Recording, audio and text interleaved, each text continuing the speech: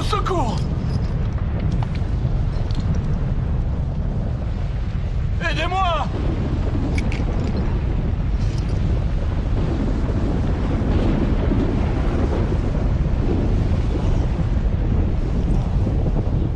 Au secours!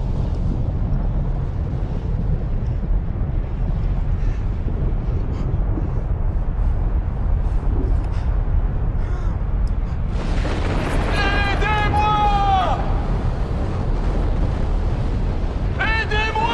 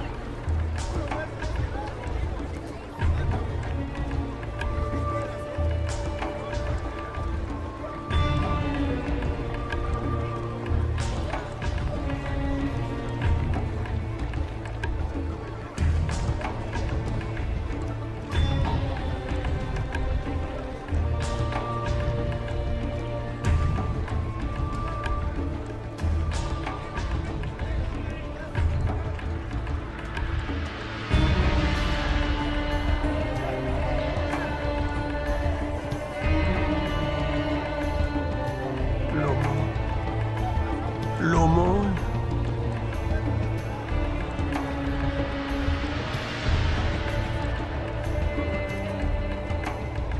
L'aumône. L'aumône. Comment oses-tu me toucher? Tu veux que je sois aussi sale que toi? Je ne devrais même pas te permettre de mendier à ma porte.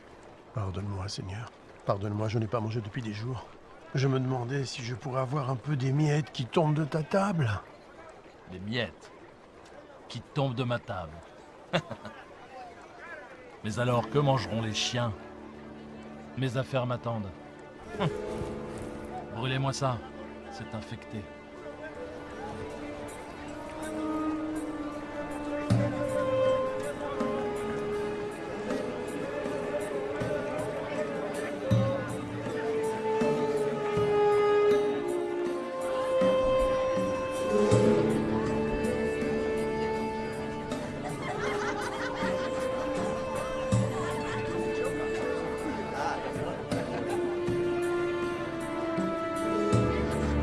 Le voilà, enfin!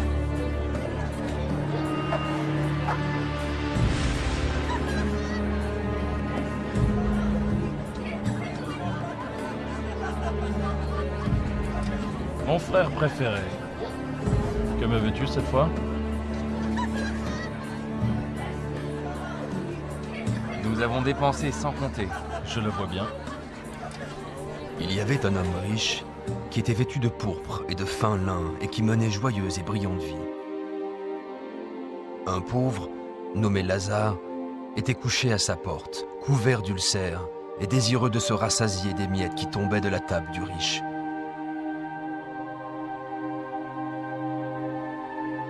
Et même les chiens venaient lécher ses ulcères. Oh. Oh.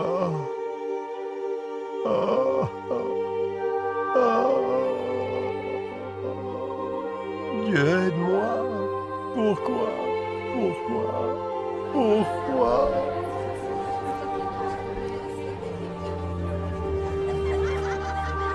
Et le moment fut venu pour les deux hommes de mourir et de passer de cette vie à l'autre.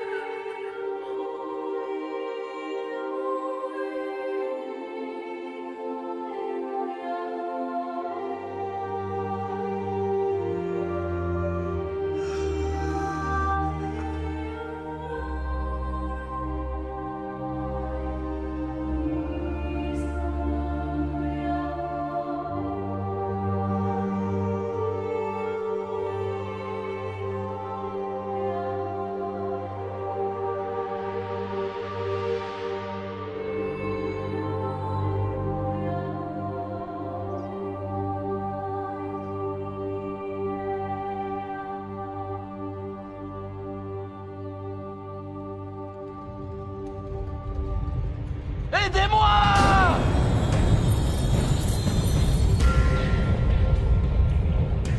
Au secours!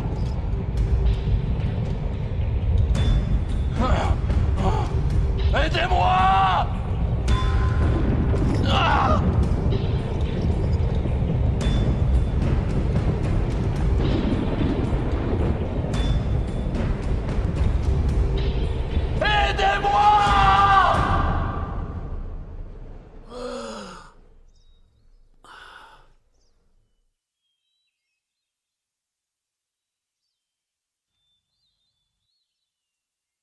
L'aumône.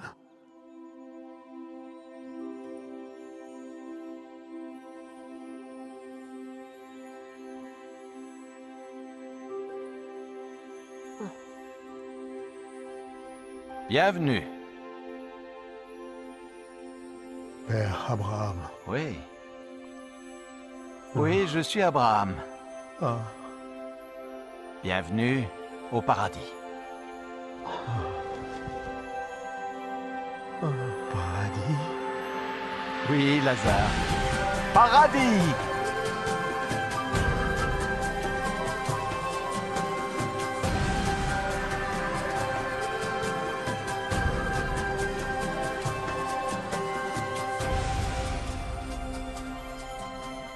Nous avons préparé un banquet en ton honneur. Oui, oui, viens.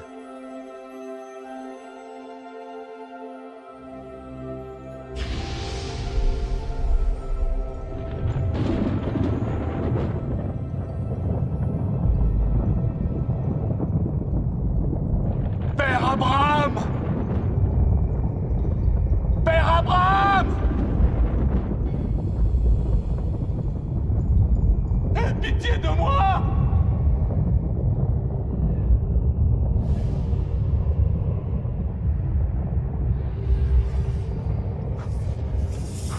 Je t'ai vu avec Lazare! Envoie-le-moi! Pour qu'il trempe le bout de son doigt dans l'eau et me rafraîchisse la langue! Car je souffre cruellement dans ces flammes!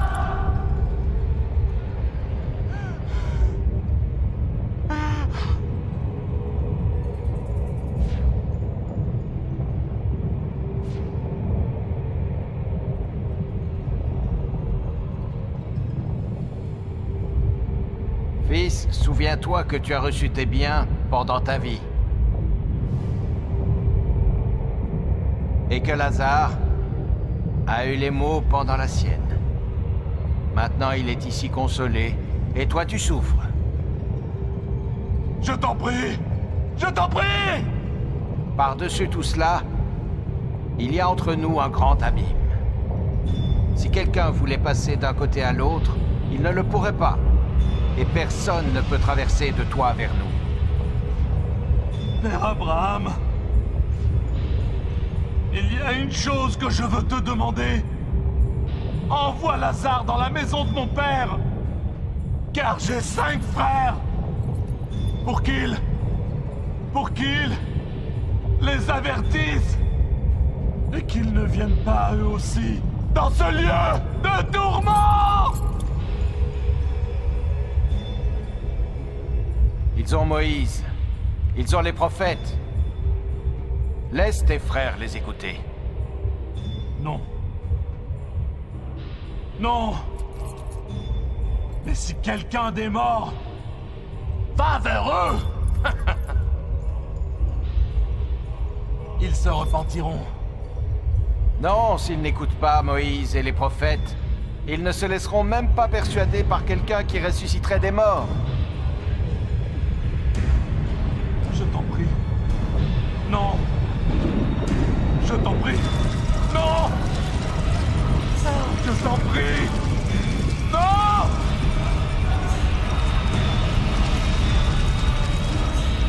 Non. Non.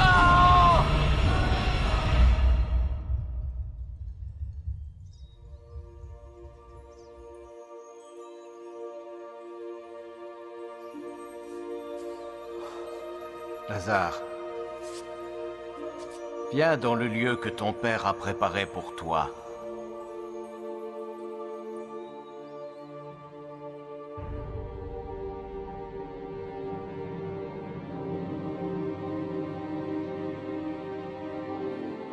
Maintenant, nous pouvons diviser ses biens. Nous serons tous riches. C'est ce qu'il aurait voulu. Où crois-tu qu'il soit maintenant? Il était riche dans cette vie. Je suis sûr qu'il l'est aussi dans l'autre.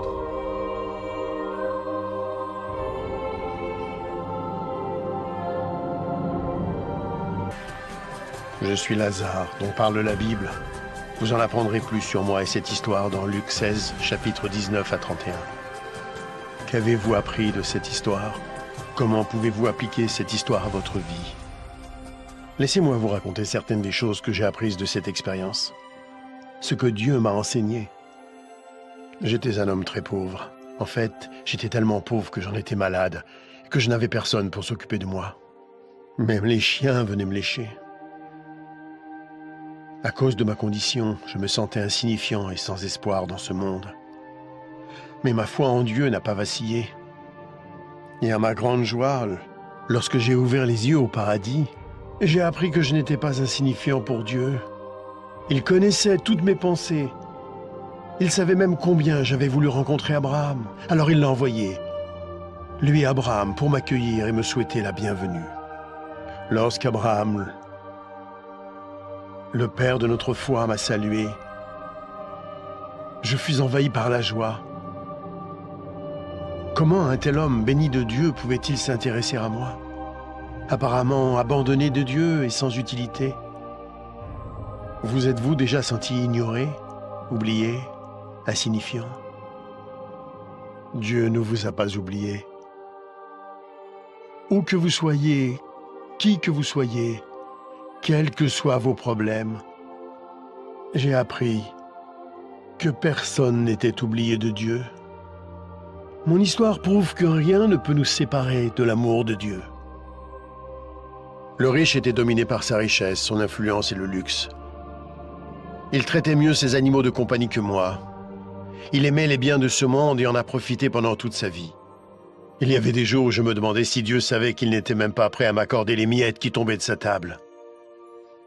Je sais maintenant que Dieu regardait.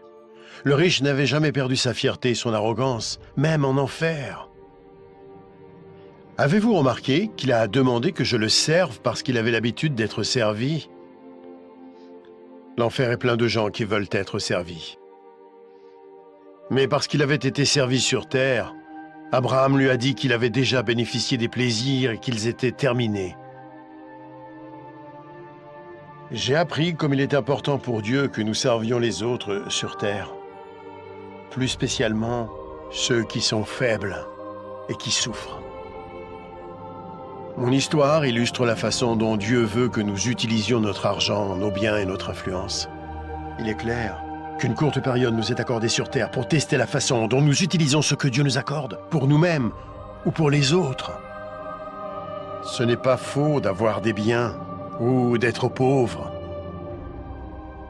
Ce qui est faux, c'est de refuser de servir les autres. Jésus-Christ a dit que même lui était venu servir, non pour être servi. Si vous utilisez l'argent et tout ce que Dieu vous a donné pour servir les autres, il sera satisfait, quoi que vous possédiez. Vous pouvez vous interroger sur l'enfer et le paradis, et sur ce qui arrivera après votre mort. Christ viendra au dernier jour pour juger le monde. Le jour du jugement, le méchant sera envoyé en enfer, un lieu de tourment terrible et infini. Mais le juste sera emmené au paradis, un lieu glorieux et heureux où il sera pour toujours auprès du Seigneur Jésus-Christ. Il y a tellement d'autres choses que Dieu veut nous apprendre. Notre prochaine histoire va poursuivre cette aventure.